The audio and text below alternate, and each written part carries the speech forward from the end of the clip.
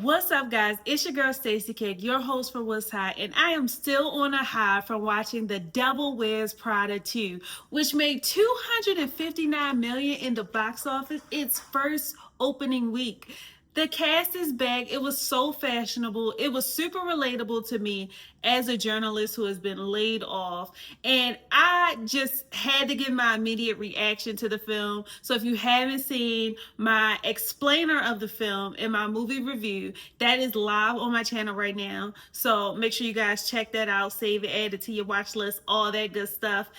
I have had some time now to sit and think about the movie and kind of really go through some of the things that I feel like plot holes essentially that I feel like it was missing. So I'm ready to dive deep into that today. This video will contain spoilers, so if you have not seen the film, stop what you're doing, make sure you subscribe, save this video, add it to your watch list so you can watch it later, and come back once you watch the film, because we don't want to ruin anything for you. But if you've seen the film and you're ready to dive deep with me, make sure you like, share, subscribe, and comment, and let's get into it.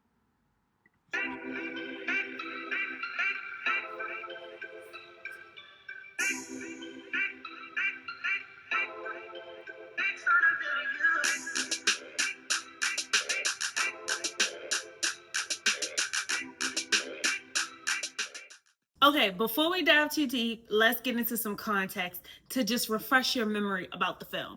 So this is where we are. Andy is now a respected journalist. It is 20 years from later from where we left off with the first one.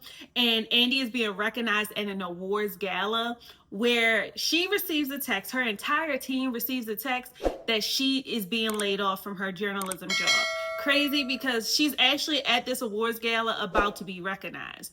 Meanwhile, Miranda is still at Runway and she's under scrutiny from the chairman of Runway's parent company because of some sweatshop scandal that's going on, and they're like making memes about Miranda Priestly and everything.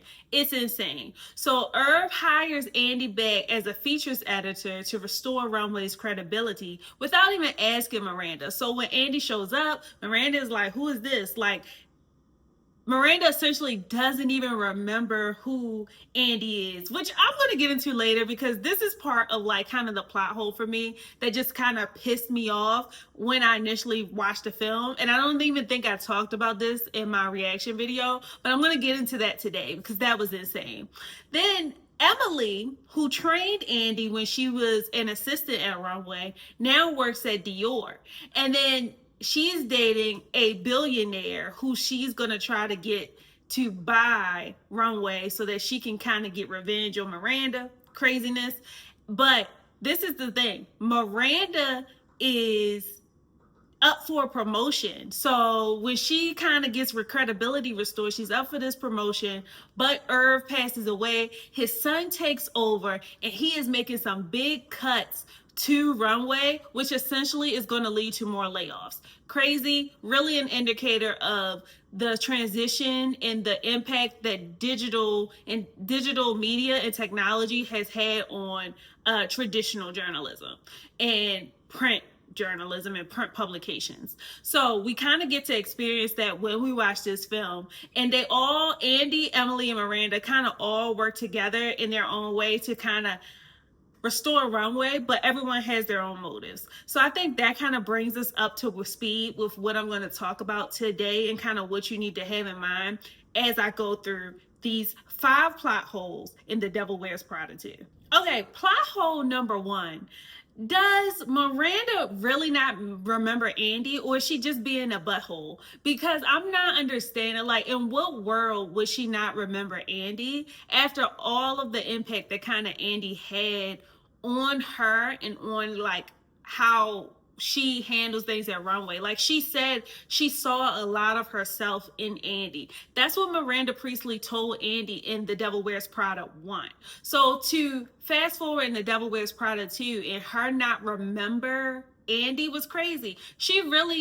Miranda Priestly said out of her own mouth in the first one that she was taking a chance. She was doing something different by hiring Andy. So this is you stepping out of your comfort zone, and you're telling me you don't remember the person that you stepped out of your comfort zone with? I find that unlikely. Let me know what you guys think. I think this was just kind of like, she wasn't just any assistant. So this was just kind of like unrealistic for her to like completely not remember Andy. And I wish they would have addressed this a little bit more in the film, because we know Miranda Priestley is extremely sassy, extremely sarcastic, and just like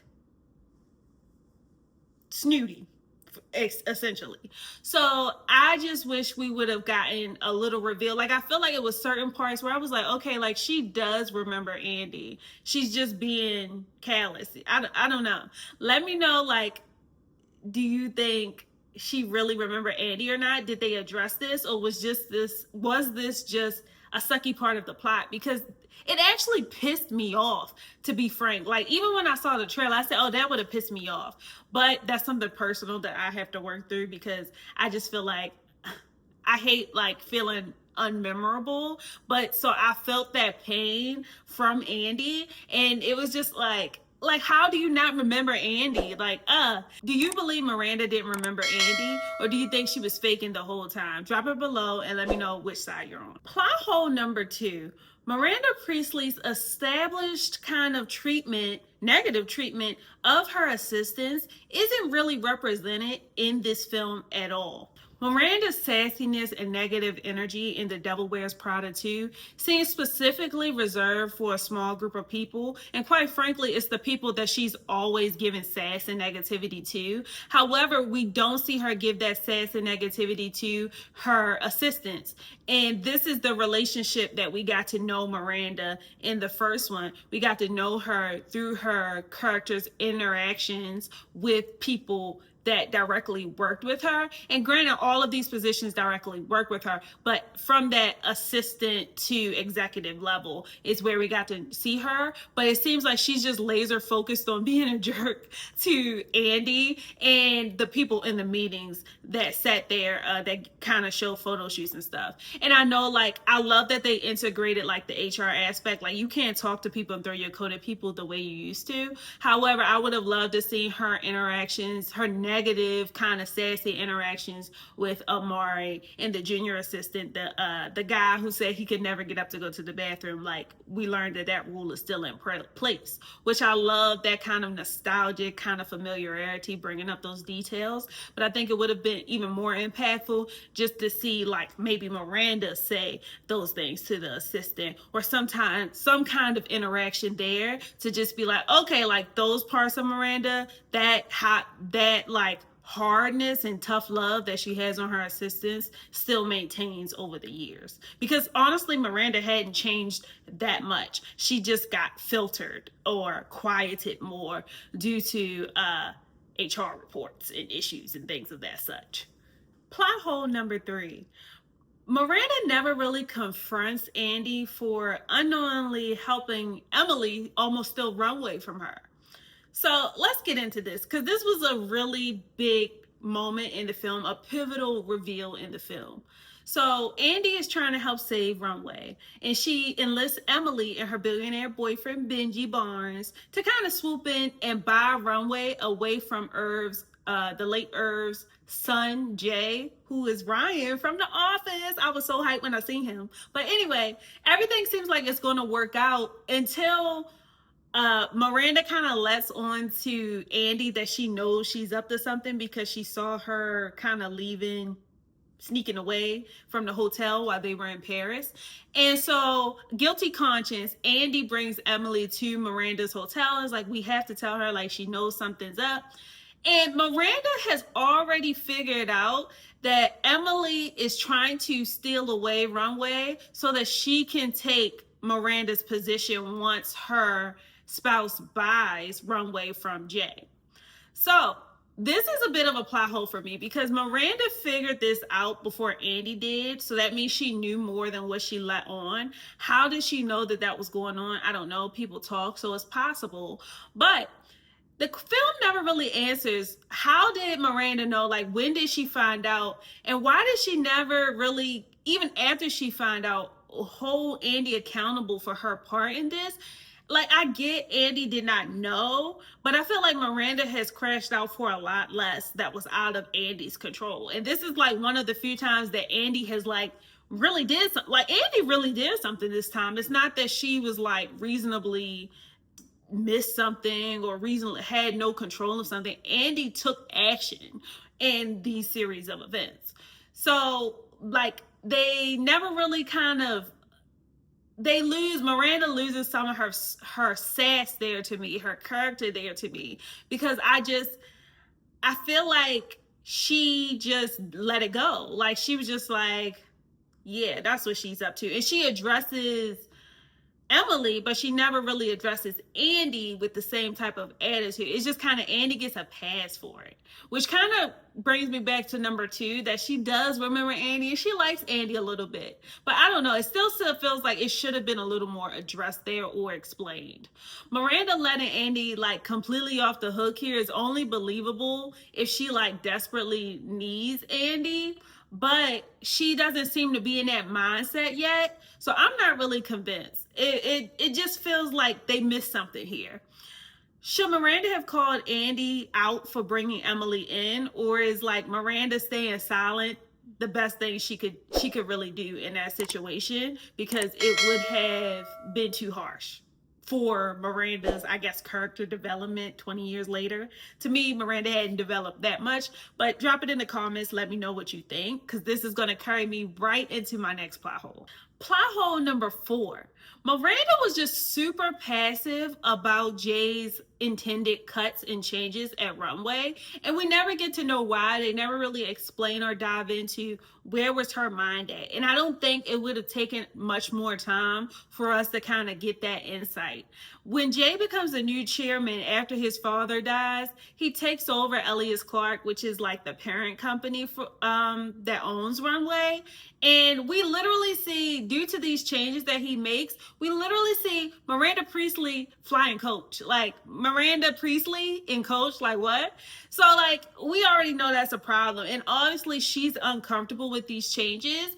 And even Andy is like, she has to have a plan. Like, she's going to do something. It's no way she's just going to sit back and take this. But for a while, it's seeming that she has no plan. She's going to peacefully let things go. And we kind of get that hint that maybe she's just tired. But I wish they would have elaborated on that a little bit more here, because we don't know like where her mindset was, or what pushes her to kind of like just be done with it. What was her challenges prior to the sweatshop scandal that kind of just got her to this point where she was just going to let it all go. She was tired of pushing for it. I think that them not sharing why she had such that passive response leaves it to kind of be contradictory to her character, and that's made obvious that this is unlike her by Andy's like expectation of Miranda to have a plan, Miranda to sass back, fight back in some kind of way, and she just doesn't. So I think that was a little bit unfulfilling to me, not to get that explanation. And again, I feel like it could have been addressed with a simple one-liner, but instead we're just kind of left to like kind of infer what this mental character transition or psychological transition that Miranda is kind of going through as these things kind of happen in this film. Let me know your take. Was the passive role kind of that Miranda had during this point in the film, was that good for character development, or did you feel like she should have done more given who she was? Like, should we at least have had more of an explanation? Let me know down below. Let's get into the last one. Plot hole number 5. This film never addresses what happened between Andy and Nate. Now, this is more of a plot hole for me, because I feel like a lot of people really hated Nate from the first one. And while he wasn't the absolute most likable character, I think he was valid in some of the issues that he had with Andy in the Devil Wears Prada 1. Like, she was a completely like, it really impacted their relationship. The new job definitely negatively impacted their relationship. And at the end of the Devil Wears Prada, Andy and Nate split up when he moves to Boston to pursue his cooking career as a chef. But the relationship kind of like suggests that they may try to work things out long distance.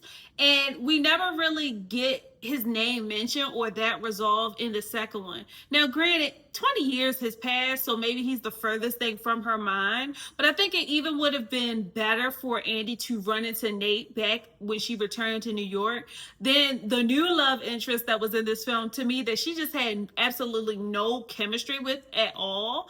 Like, she has it didn't connect for me, and they didn't really have room in the film to really build their connection.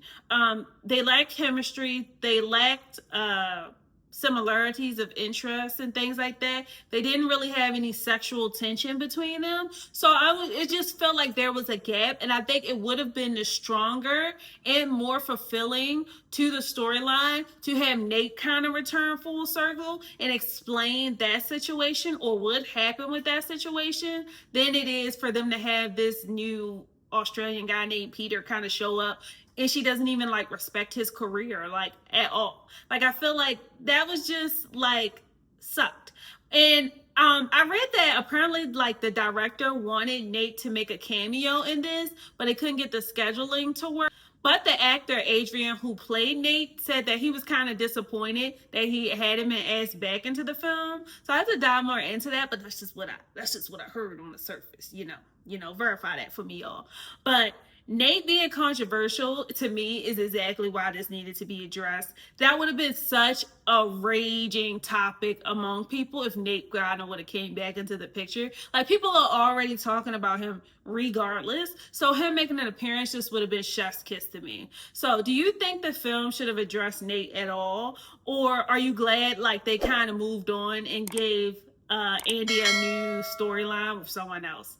I still think that new relationship didn't hold up. It added absolutely nothing to the film or Andy's life, but that's just my opinion. So overall, I still stand on my rating for the film. For me, it was still very top tier sequel, and it was still super relatable to me, and it addressed a lot of like industry pains and kind of, I think, just economic pains that are going on in the world that I feel like so many journalists and creatives can relate to. I just think the love interest thing is still heavy on my mind. And I think it just was some things that could have been a little bit closed up, a little more tied up with a neat bow with simple one-liners here. And there was a lot to address. It was a very layered storyline, and I really appreciated that. It definitely had some depth and complexity to the storyline. So it's taken absolutely nothing away from my previous rating of it. That was my initial reaction, and I stand on what I said, guys. But I just definitely wanted to address some of these plot holes. I think it's interesting when you kind of sit down at films and analyze them, and so I wanted to give you guys a little bit of peek into my brain. So if you like this type of content, make sure you like, share, subscribe, and comment, and I will see you guys next time.